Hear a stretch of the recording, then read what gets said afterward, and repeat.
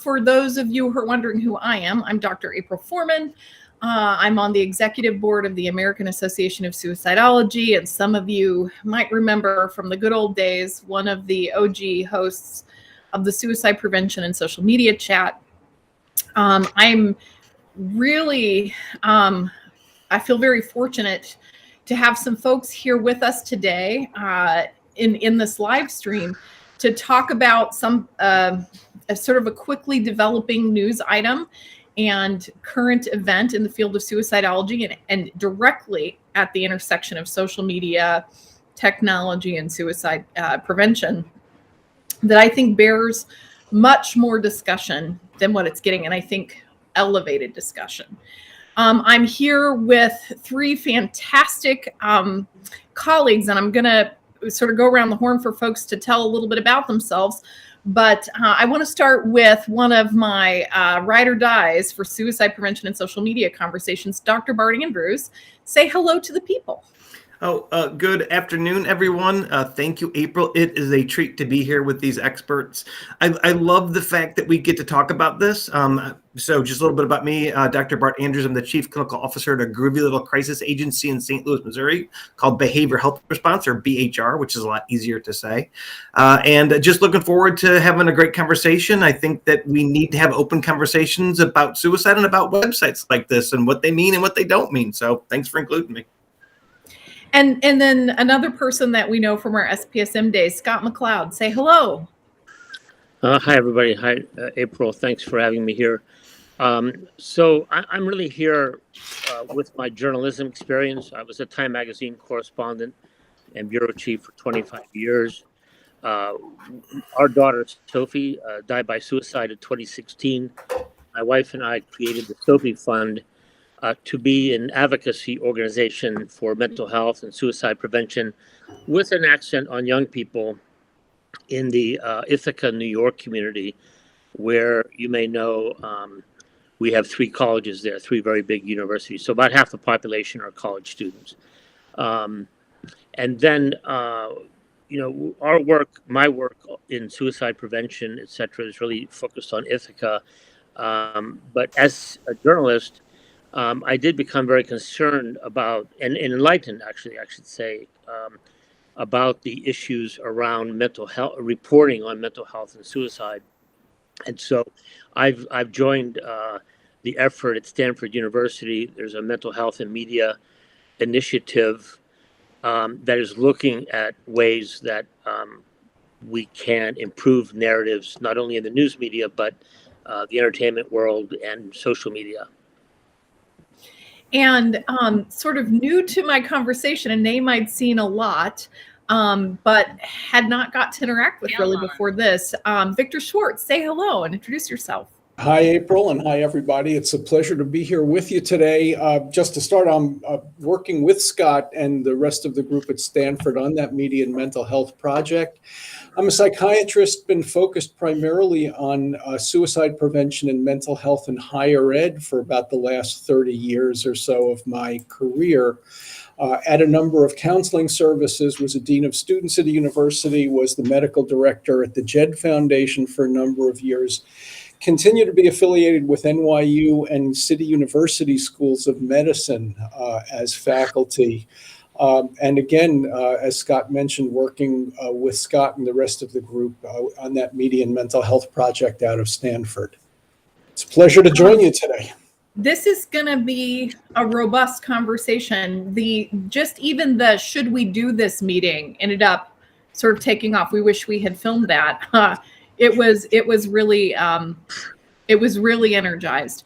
But before we sort of get into the meat of this, we're going to be talking about websites that promote suicide. And if you don't recall, the SPSM channel did a whole episode about this where we found out this was really a thing. It was a thing on the clear web and it was a thing on the dark web.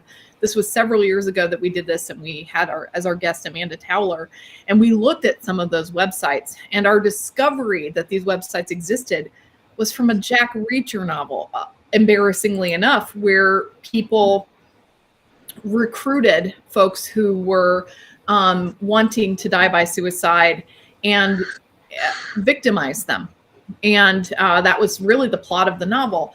And in fact, websites that do that exist, some that are meant to provide a place for anonymous and frank conversation that many web platforms do not want to host, but also some that target, victimize, and maybe harm folks. This is controversial. And I would say, in fact, people have real intense reactions to this topic. While we don't actually have a lot of ethical writing and standards in our field, we just have people thinking and reacting. And the purpose of today is to start to bring a more elevated professional conversation to that. But before we get too far in, I just really feel it is in my heart that we need to recognize that the New York Times article that we're going to discuss, with some reporting about a very specific website and the parents who lost children, and that there are loss survivors and there are real people who've been impacted by this. And we may be irreverent. That's kind of our brand. I'm looking at you, Dr. Andrews. But we are going to have, in order to be wise, we're going to have some frank conversations. But I don't want us to lose sight of the people who've been impacted by this and sort of bring that sort of gravity and respectful tone to this. As we move the conversation forward, which of you gentlemen would like to explain about the New York Times article that came out, sort of set the stage for us? Scott, you're the journalist. Well, I can describe the article. I mean, it was really a very ambitious effort. There were two lead reporters. Both of them had won Pulitzer Prizes for other reporting in the past. So these are high-powered, high-energy journalists. And from the bylines on the article, it appeared that they had a pretty big team of additional reporters, researchers, graphic artists, and so forth to design this package. The story ran, I think, in December on top of the front page of the New York Times, and I believe 2 full broadsheet pages, or maybe it was 4 inside the paper. So that's a lot of journalistic investment there. And I think that there was somewhere in the story that mentioned that they had been working on it for a year or something like that. And there were a lot of different reporting locations for it. So it was a very impressive journalistic effort, really just the kind of thing that wins Pulitzer Prizes.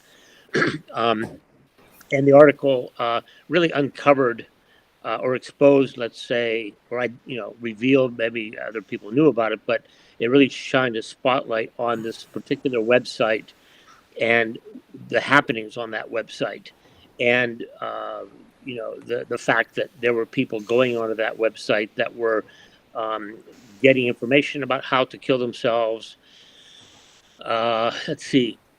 Methods for killing themselves, etc. And the story was written in a very great storytelling techniques, very dramatic storytelling, lots of details. The photographs of families that were grieving their lost loved ones. It was a very powerful package, and I think that the intention of the piece, about 5,000 or 6,000 words. That's like a New Yorker magazine article or longer. So that's a pretty big investment. I think the intention was to expose the website and perhaps get it kicked off the internet, and to alert the world that this kind of website is out there, and this particular website, and what kind of damage that's doing. It was kind of a classic investigative story to uncover something that was wrong and to try to make it right. I think that was the Times' intention there.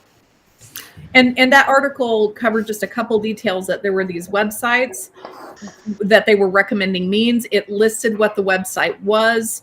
It talked about some of the means, and it also talked about the people who were hosting the website, and that these were also people affiliated with the incel or the involuntary celibate community. And I am one of those creepy people who does follow these communities, because there's a real overlap between suicide social media and incel social media. And there was some concern that these folks may have been trying to create really radical social media and engage people, possibly victimize them. And in response to that, just one more piece to introduce this, and then I see Dr. Bart Andrews chomping at the bit. there was sort of an outcry that this media violated the media reporting guidelines, and they thought that was in fact a part of the Times piece, was that they really thought about what they were going to publish and consulted and really thought about the ethics, that they violated the guidelines, that this was bad, that we should take the name of the website out, that this was harmful and dangerous to put in there. And we're going to talk a little bit about these guidelines, because guidelines are guidelines. They're meant to provide guidance, but they're not meant to make the decisions for you. And this was, in fact, these were professionals who were very, very mindful. Like nobody contests that they were mindful about what they choose to do and why they did it. Dr. Bart Andrews, commentary. Well, hearing Scott's perspective makes me dislike the article even more. I wasn't prepared to be more disgusted. Given the amount of effort that went into this article and that it's Pulitzer Prize type stuff, this is an example of the worst kind of health and science reporting. With all of the experts and all of the resources they had, at no point to the article did they mention that the number of suicide deaths associated with this site are in no way suggestive that there's a significant level of suicides connected to this website. They had all these resources, and all they needed to do was talk to one statistician or one population health expert to say, are these numbers alarming? They're not alarming. In fact, if you were to ask me, I would say these numbers suggest the website could be predictive. So I'll give you an example. The flip side, we see anti-vaxxers doing this. They say, oh my God, look at the number of strokes and thromboses associated with vaccines, because they're innumerate, because they don't understand with 6 million people getting a vaccine in a short period of time, you're going to have a non-zero number of these low frequency events.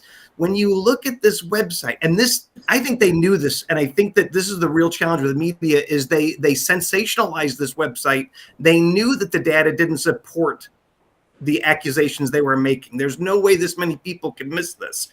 So if you look at the numbers, if we had just assumed that a normal population of people were visiting this website, 6 million a month, we would expect about 70 suicides if it was just a normal population, U.S. population, 14 suicides per 100,000. We would expect 70 suicides per month associated with this website, 840 a year. Over the 18 months of the program, we would expect, 1,500 suicides.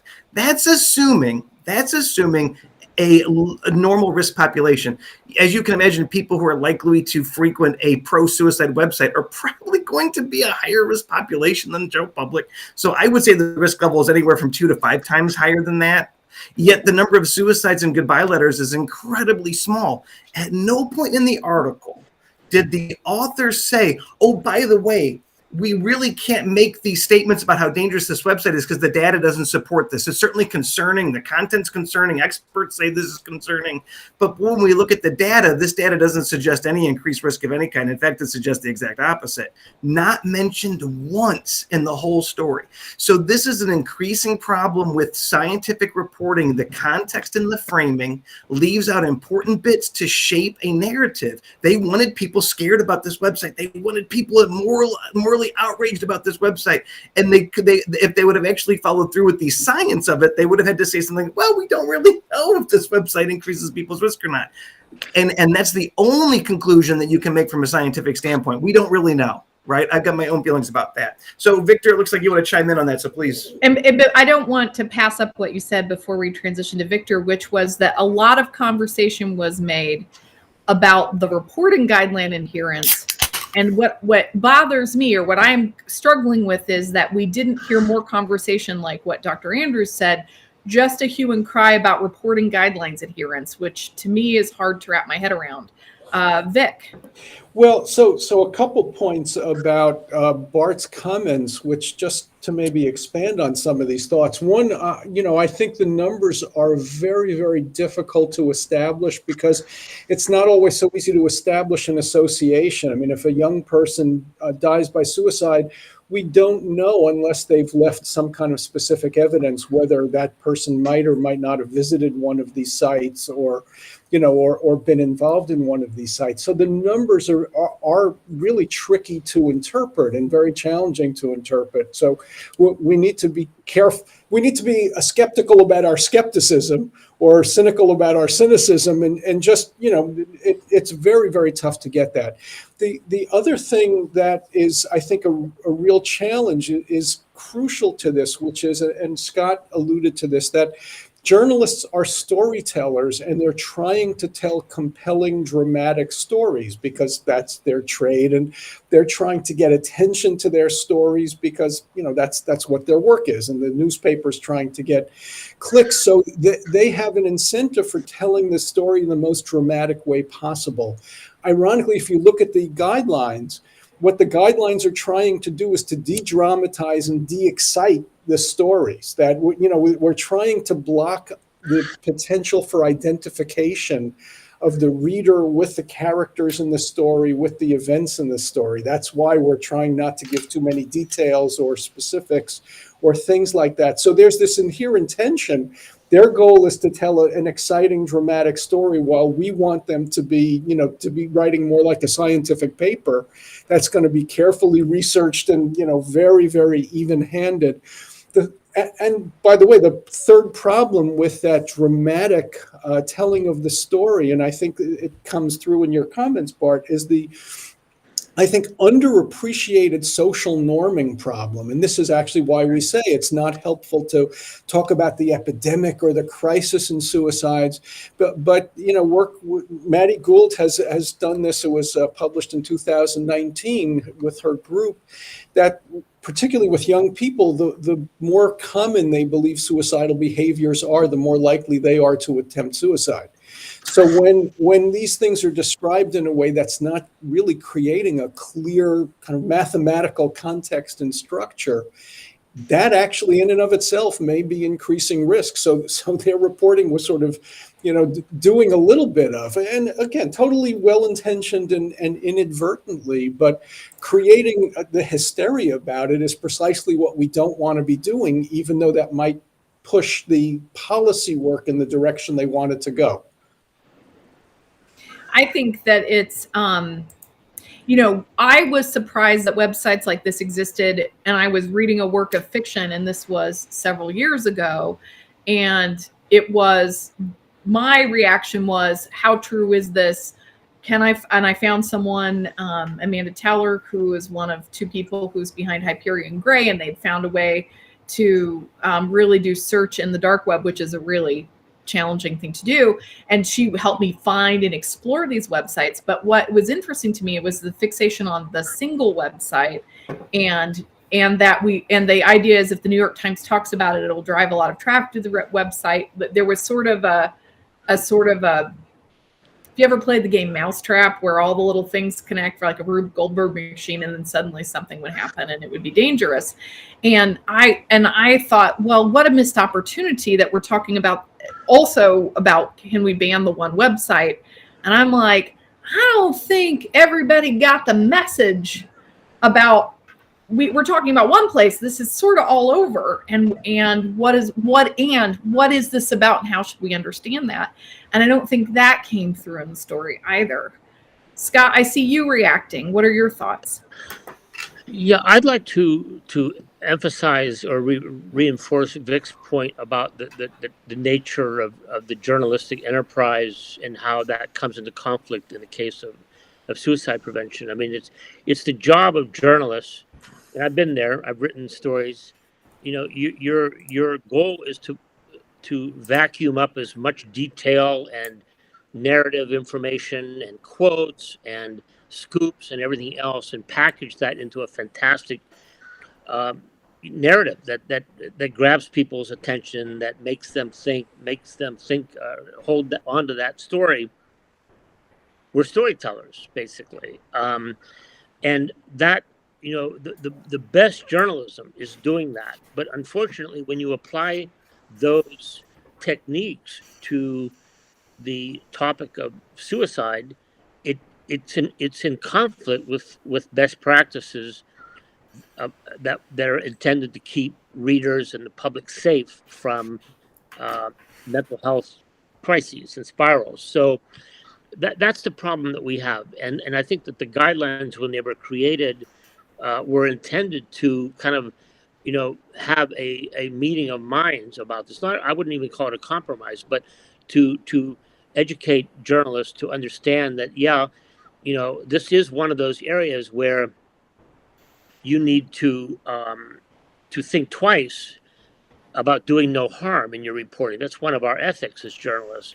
And I think that the guidelines have done a pretty good job of that. I mean, just two other points I'd make about it is that the two reporters have been investigative reporters on other topics. One of them, I believe, was a reporter and maybe won a Pulitzer Prize for Epstein reporting, and the other one won a Pulitzer for NSA reporting. So, I mean, these are serious journalists that I respect, and I think that they really intended to try to expose something that they believed was harmful to the public interest and the public good. And I think that that's where the tension is and where we need to address it, I think. But I'd love to Lego onto that, because I'd see journalism do that. And honestly, I do think a lot of great news stories about suicide are dramatic and compelling. And in this particular case, like I agree that this is a compelling story so much. We did an hour live stream on this a couple of years ago. Mm-hmm. What Bart is saying, the numbers piece of that is a wonderful counterpoint, and that is fascinating. There are other pieces like, did you know these websites are in a lot of places? And it's not, these are people out to snatch your kid, but that these are a lot of people are there who are hurting, who would get moderated out of or get sent police to their door in these conversations in many, many other platforms. So they're having a conversation that they know they can't have other places, and they may have risk or they may have need. Like, even if they don't attempt and die, these may be people who are suffering and having need. What do we think about that? There were, I feel, a lot of important narrative journalism beats that we missed about the story that we didn't tell. And I wonder why that happened. Are there only 3 stories that journalism students learn to tell about suicide? Or what could we do to have something that's dramatic and more complex? Well, I'm not really sure why those journalists didn't explore those avenues that you're mentioning. And I want to emphasize, I'm not defending that New York Times story. I have a lot of problems with that story. I'm trying to explain from a journalist point of view why they went down that road and got to where they were going. Yeah. There are a lot of problems with that story that need to be. Oh, but there's not going to be a perfect story. I'm not. Yeah. I'm fine with it. The New York Times published a story and talked about that. Like, clearly, I think it's interesting. Well, it's far from. I'm wondering what we need to do to have them. What can we do to help, or like what could have been in the story that wasn't. I'm also not sure that I want to show up with like torches and pitchforks and say, how dare they list a website name? I'm not really sure I'm in the place I want to protest things or censor things or ban things. It's tough for me. How do we have an elevated conversation and not do this other stuff? Bart. Well, I think we've got some huge scientific and philosophical problems. I think the idea that information or words are dangerous is incredibly, incredibly problematic. And I think we've reached a point in our culture where, in fact, people believe censorship is now an evidence-based practice to prevent bad things from happening. And I've got bad news for everybody. That is not true, and we have no evidence to suggest that it's true. So the new thing is, boy, if we don't like something that makes us feel bad or scares us, shut it down. Shut it down. Shut it down. Oh my God, shut it down. And I think that we've really created this message. I will tell you, for instance, even calling it safe messaging. What a bunch of crap. There's no such thing as safe. There are certain messages that might be safer for some people sometimes. Fair enough. I'll own that. But we really don't understand it very well. And we don't understand it well enough to say that these messages make journalists safer or the message safer. In fact, Nieder Krotenthaler. His largest meta-analysis couldn't even find a relationship with general reporting of suicide and increased risk, only celebrity reporting, right?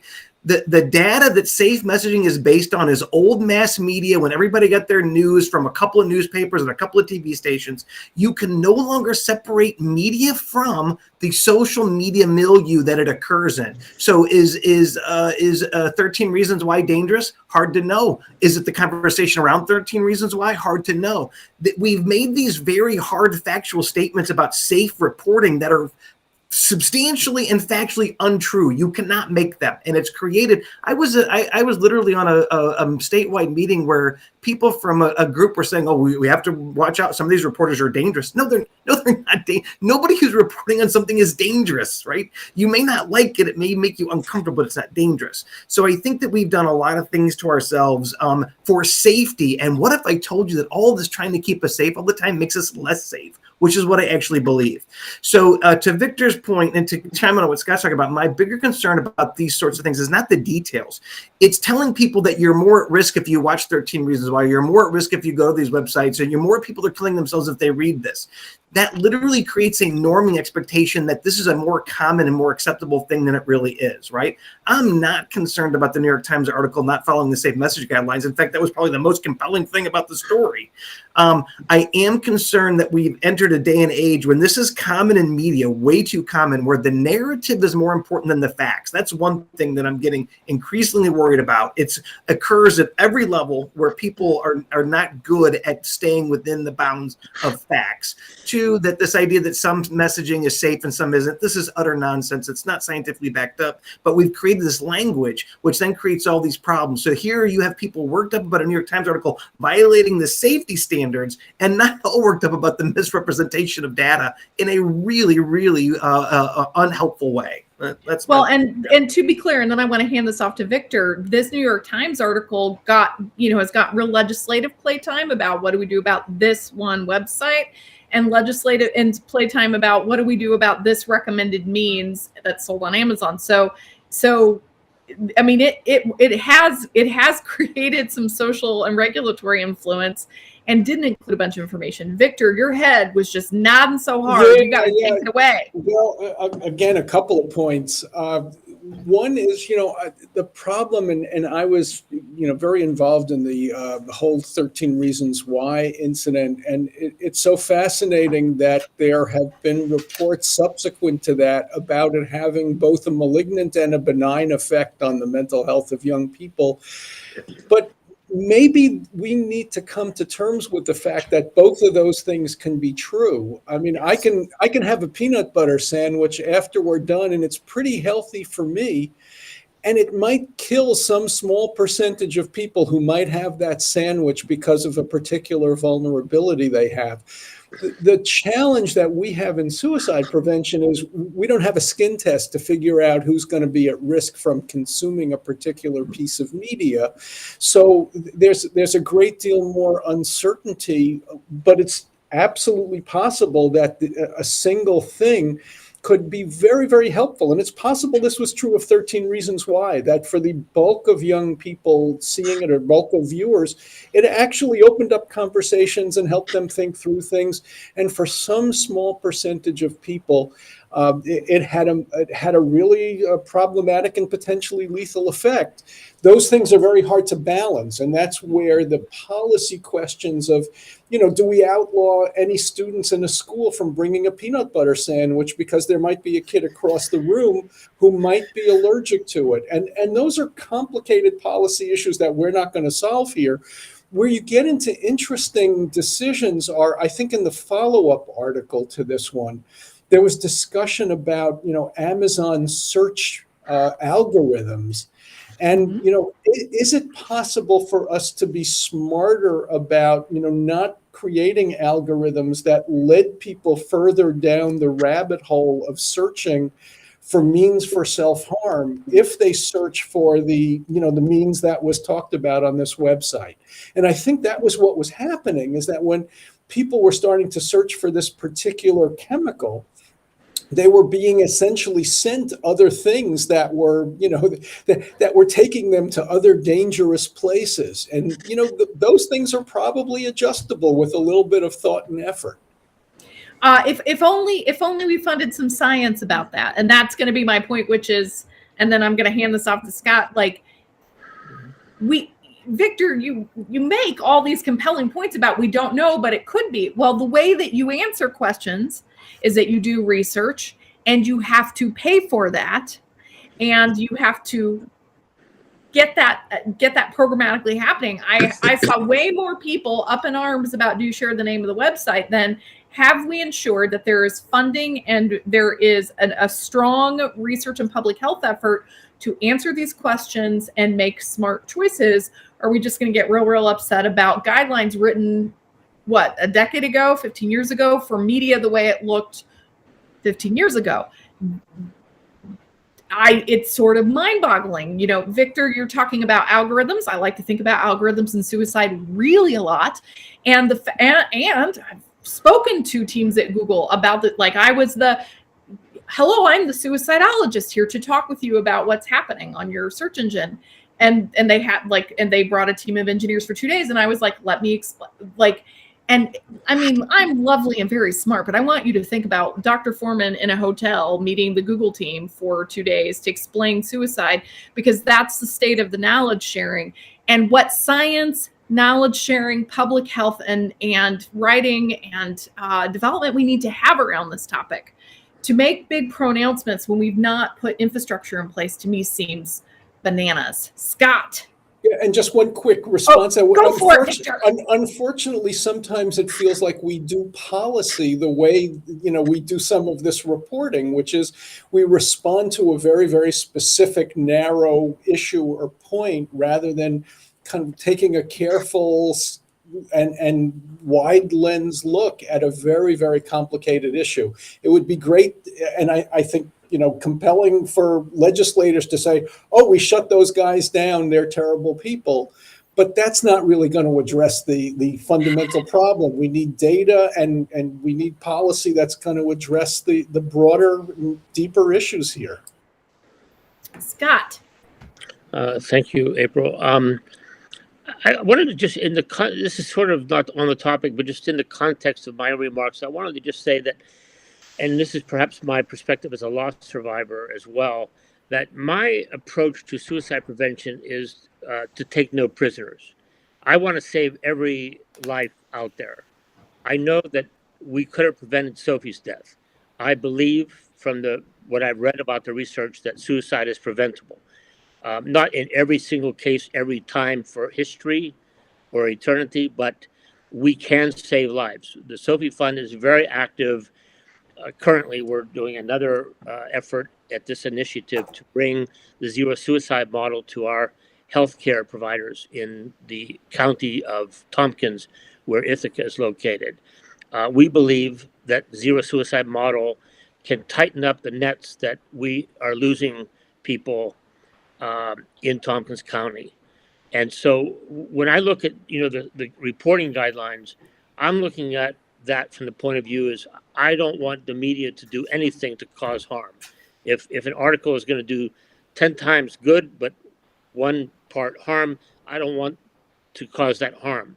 So I leave it to you experts to, analyze the research and does certain reporting or certain narratives or certain films like 13 Reasons Why, does that trigger more suicides or not? I'm basing my knowledge on the reporting guidelines. This is the best practices and recommendations for reporting on suicide. And there's a list of the people involved in this effort. The AAS is one of the partners, the American Foundation for Suicide Prevention, the Associated Press managing editors. There was a huge effort to come together to write these guidelines. I was in those meetings, yeah. I'm not an expert on whether I believe those guidelines are valid, but I'm not a scientist to know everything about the research that went into them. But I accept them as very authoritative, and I want the media to follow those guidelines. Bart's going to give you the rundown on how authoritative it is, because that's all. I'm sorry, Scott. That's all garbage. But before you do this, Bart, yes. The issue is, Scott, that a whole lot of people trying to do good have done the best they can with the science they have. But Bart's about ready to sort of to tell you that, like many things, like say the DSM, which we use for diagnosis, it's necessary. We have it, but it has a lot of problems. Guidelines too. Bart, go for it. So we have real challenges with media reporting and its relationship to suicide. We see that there is a relationship. We don't understand it. We don't have randomized controlled trials. Well, we do. The one randomized controlled trial that we do have, are you ready for this, Scott? Found that safe messaging guidelines made it less safe, not more safe. So Joyner and Nestus, Brian, and there's somebody else in there as well. When we actually applied the guidelines in our RCT style design, we found that increased risk, not decreased it. So we've made some huge assumptions that maybe this is better, and then it's become cultural, right? It's become a culture and not scientifically based. I don't know how to say this any other way. Safe messaging guidelines are not an evidence-based practice where we have clinical trials that show if we do these things consistently that you see a reduction in suicide. That's not at all what we have. I am a big believer in the zero suicide effort, and this is one of my big points. If we put more effort into improving the safety net system and the healthcare system to make sure people got evidence-based care, I've pitched this to the New York Times. Why aren't they doing a story on how crappy suicide care is in hospitals and treatment facilities, or that 95% of professionals aren't adequately trained to deal with suicide crisis? Here's where the meat is, but nobody wants to tell that story. Let's focus on a pro-suicide website, or let's talk about a newspaper article or a TV show that's killing people, which it isn't doing. So I think that these are misguided efforts. And I think they're harmful, and I'll tell you how they're harmful.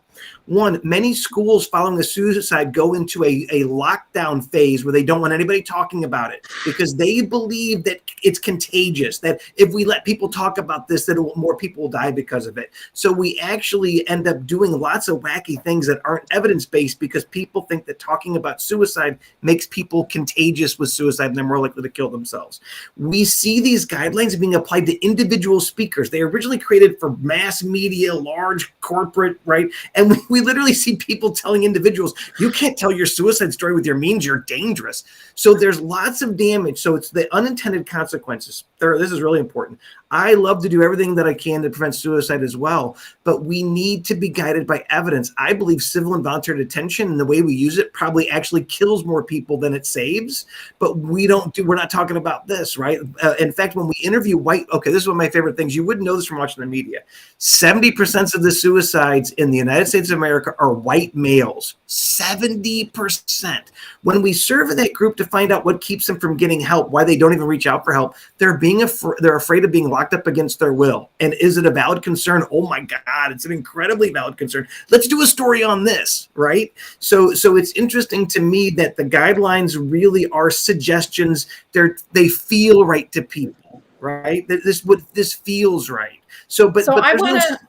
Go ahead. I'm gonna pause because we're getting some stuff in the chat, and I'm gonna put an important sort of banner in this conversation. Thomas Joyner said in the AS listserv something that I now invoke. I like to call it the Joyner preamble, which is reasonable people can disagree reasonably about the causes and solutions to complex problems.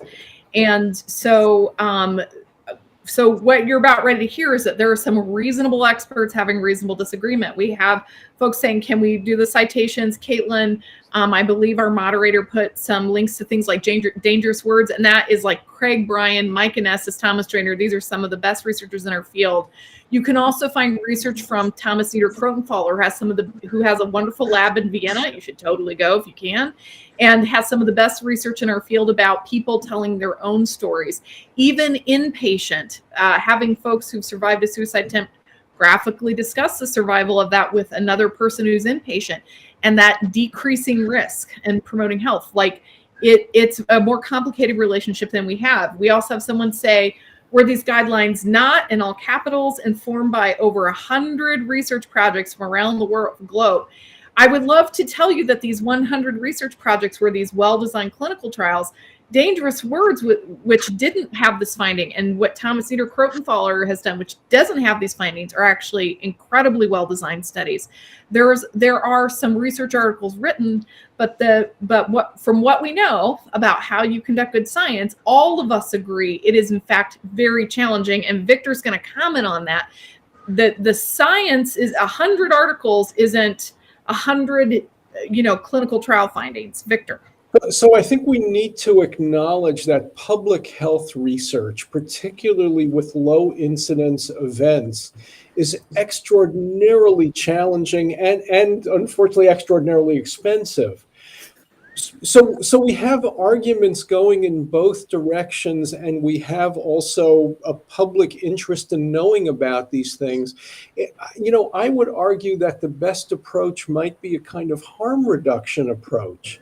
So to come back to the original New York Times article, we could ask the question, could that article have been done in a pretty impactful, effective way, taking out some of the really most problematic moments in it? And I suspect the article would still have been quite good and quite compelling and valuable in its way, obviously with some of the adjustments that we're all advocating for. So I think, as a suicide prevention community, it's worth working with journalists to really help them understand what's the importance of educating people about mental health and suicide risk. Help them understand that we have this general guidance out there, not that they should be, terrified that somebody's going to say you did this awful thing and people have died because of the way you wrote the story, but recognizing, as Scott said, that, there's real potential impact of your work, and you need to be socially responsible in this harm reduction way. Now, again, I suspect the authors of that article believed that's what they were doing. But looking at some of these things, taking this harm reduction approach, does this need to be in the article, in the TV show, in the movie, or could it be done in a way that's a little bit safer and still tell the story effectively? I think as a way we need to help people in the arts and in journalistic settings think about this. I would agree that I would just first of all, I don't want to discourage the New York Times from writing a story. We're in my mind, we're really going over how this one article was done, and I'm thinking of all the things that have not been done for funding research, or when we talk about zero suicide, but we don't do or we don't mandate in regulation of our healthcare systems. I think about all the things we don't demand in terms of licensure, training about suicide, all these things. Like, we are not doing a bunch of big things that we know to do. And we're going over what a journalist is doing and talking about how dangerous they are. And I'm like, how about we make all the licensed providers a little safer? That would be higher on my list.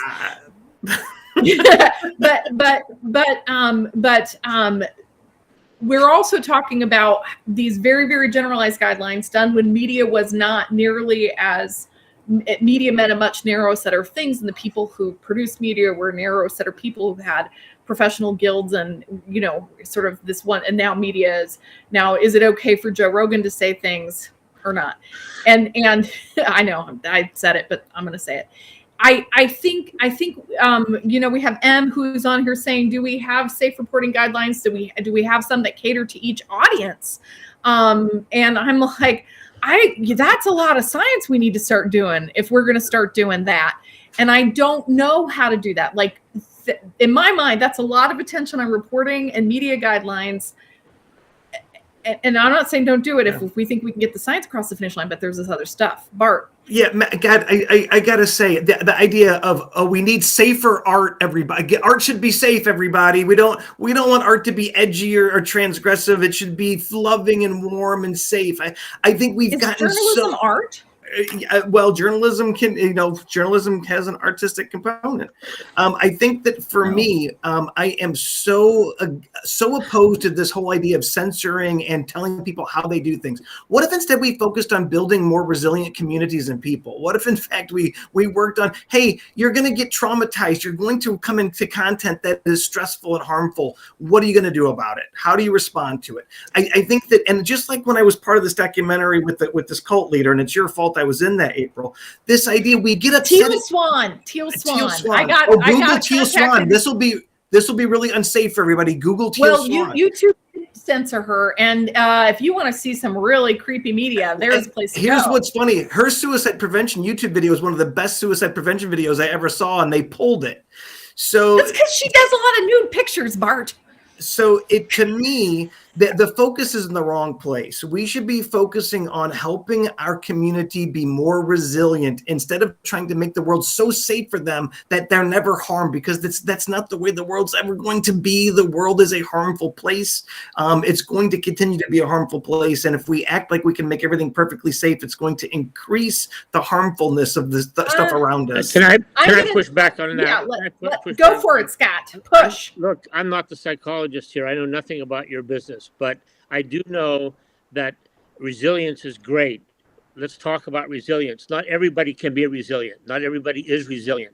If you are vulnerable, if you are struggling, if you are having suicidal thoughts, you may become a victim to a trigger.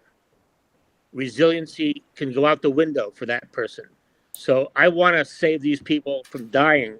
I want a public policy that promotes resilience, but I want to save these people's lives. And Scott, no, I want to follow up to what Scott's showing. I want to say something, Bart, that you and I disagree about. Can I just which is go for it. Yeah. These guidelines have the names of every major suicide prevention organization. If these are rubbish, where are these organizations? Get to work. Revoke these guidelines. Revise these guidelines. Get to work, because the media narratives have an impact on people's lives. We're all living in a media world now. So if these guidelines are rubbish, where is the suicide prevention community? This is part of their job. Agreed. And I'm going to do Bart and I have this sort of Sarah Burns, which is, it's not an either or, it's a porque no los dos sort of moment, which is when we want to deal with things like cancer, we do prevention and health, but we don't say the only way we're going to reduce cancer is good diet, exercise, wear your sunscreen, get a colonoscopy. We're also going to have all sorts of levels of care and response. We're going to have screening detection. We're going to have treatment for different stages.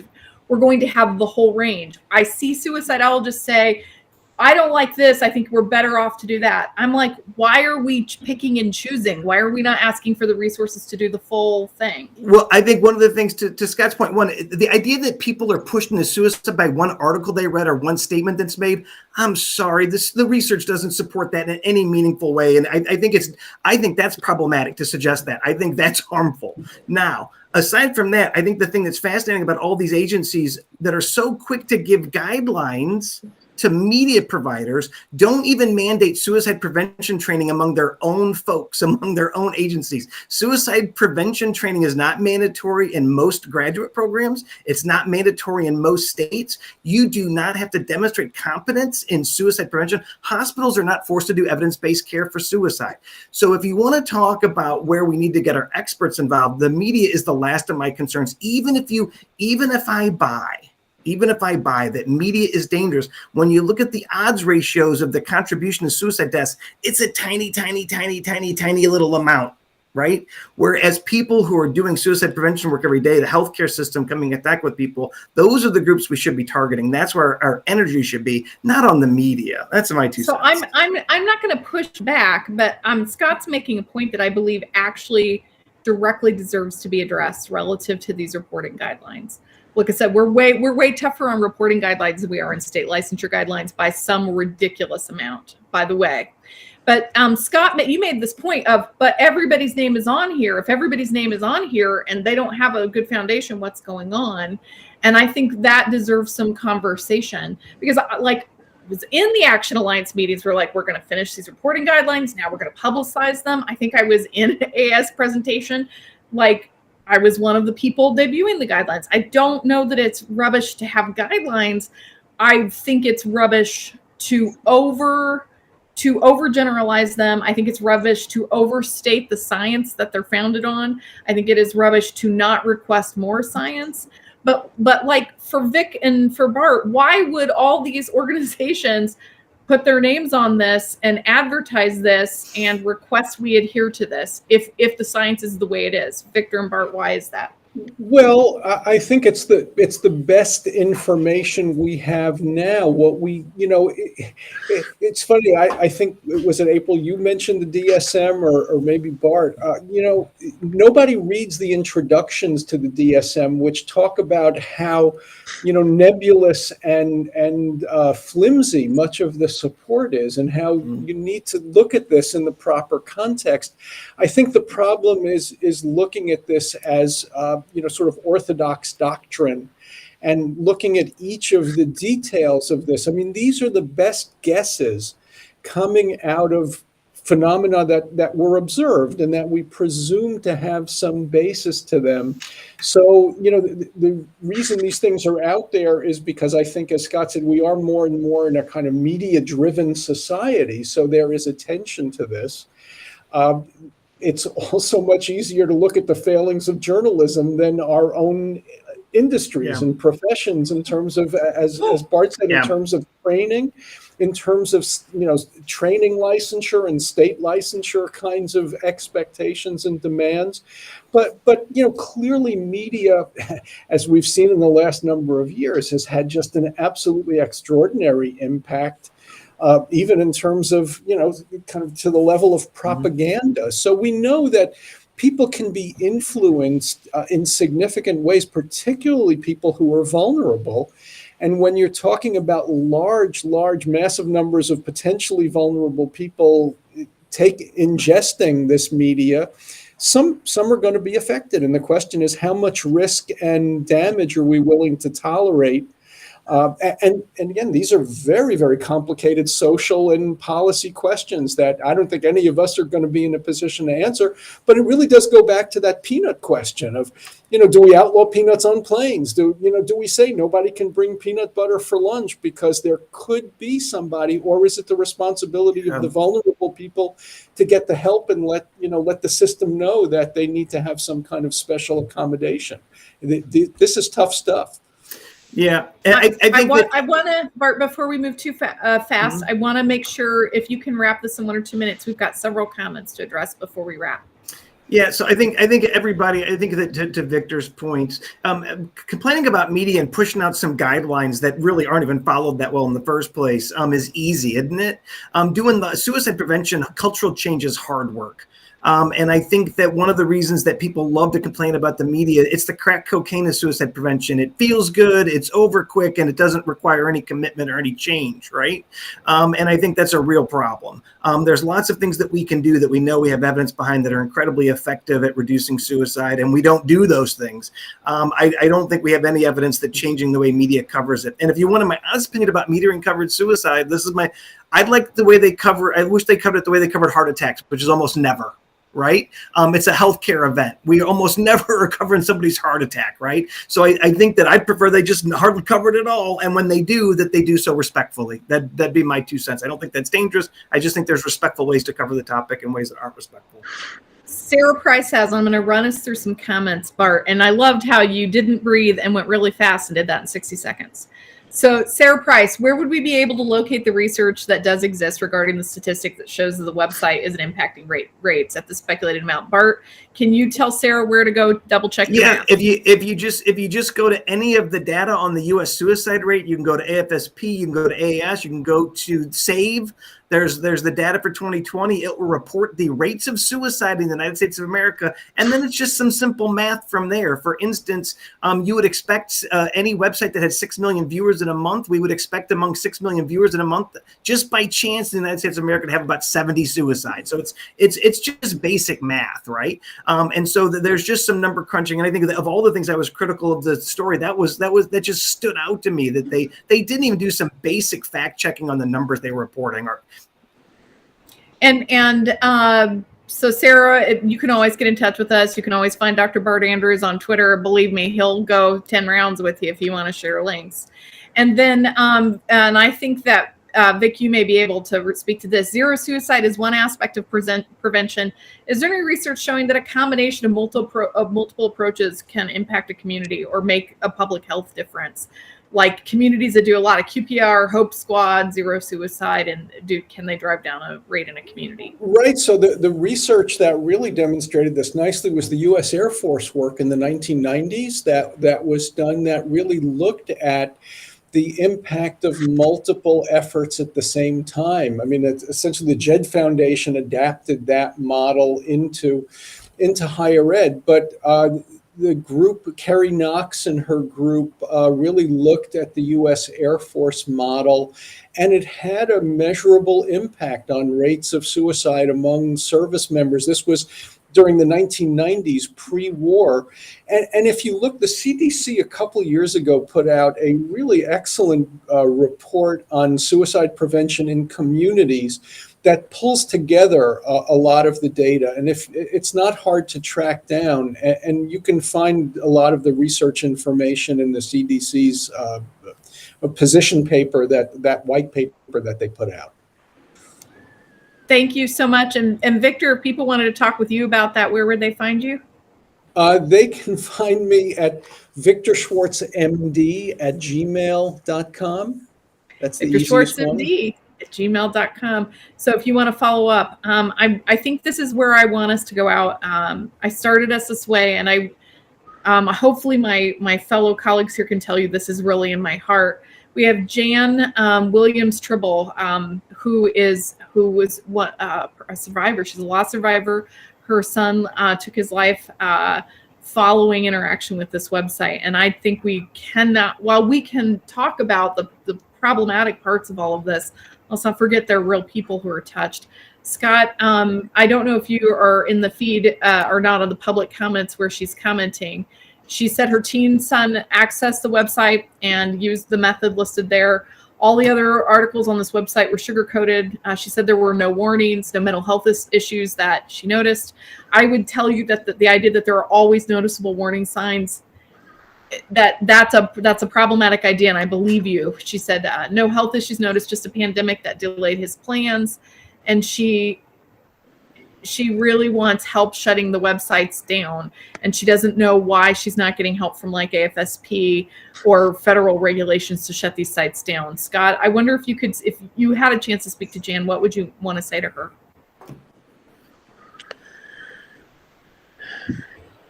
I really don't know how to respond to that. We want to prevent people from accessing dangerous information that could lead to their deaths. I'm not an expert on communications regulation or the way these websites operate. What I guess all I would say is join the advocacy movement to do everything we can to implement measures, whether it's zero suicide or whether it's reporting guidelines, to save lives.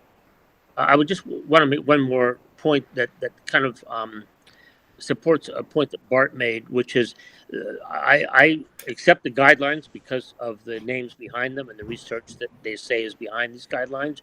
But one problem I have with the guidelines is I would like to see guidelines that also say what things, these are like do no harm guidelines. I'd like to see guidelines that talk about what journalism can do to actually better educate the public about things that Bart mentioned, like the healthcare system, things that you talked about, April, with licensing and regulations and so forth. So I think that's another area where we can advocate for improvements. But I'm for doing everything we can across the board in every area to further suicide prevention. I believe it can be prevented.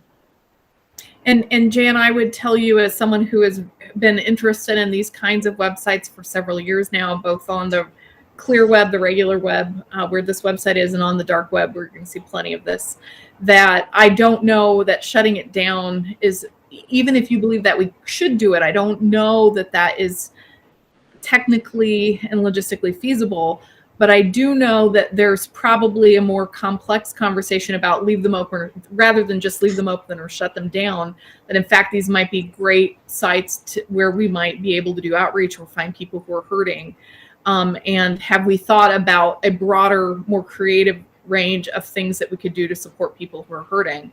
And Jan, the American Association of Suicidology has a loss survivors division. I also we also have a technology and innovation committee where we're trying to understand the stuff and figure out how to think about it and what to do. And I'm mostly just sorry about your son. We're at the top of the hour to take us out. Obviously, you can go to suicidology.org. We'll have more of this content. You can follow our social media feeds. This is, I believe, recorded. You can always find me at Doc Foreman on Twitter and of course ACF at docforeman.com if you want to email me. And Scott, where can folks find you and where can they find the Sophie Fund? The Sophie Fund 2016 at gmail.com or www.thesophiefund.org. thesophiefund.org. I just want to thank my colleagues who joined me in this difficult conversation, and I want to thank the folks of you who stayed with us this hour. We can always keep talking about these things. I think 1 hour with a live stream isn't nearly enough for the complexity and the number of issues that we covered today, so we're always happy to keep the conversation open. Thank you so much for inviting us into your life.